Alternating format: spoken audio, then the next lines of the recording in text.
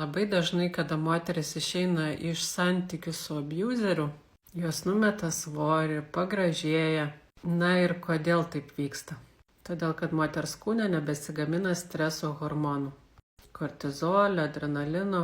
Ir kada kūnas nebejaučia grėsmės, jam nebereikia kaupti atsargų, kad save apsaugoti nuo budelio.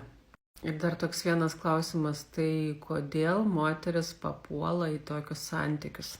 Nes jų pasąmoniai nėra gražių santykių modelio. Tokios moteris yra nedamylėtos, galvoja, kad meilės reikia nusipelnyti, savęs nemyli ir galvoja, kad gali mylėti kitą.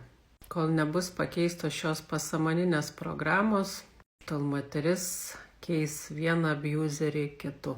Kas šiame video atpažinote save, tai registruokitės pirmai nemokamai konsultacijai ir aš jums parodysiu būtent jūsų pasąmoninės programas, dėl ko jūs renkatės tokius partnerius. Gražaus gyvenimo ir iki.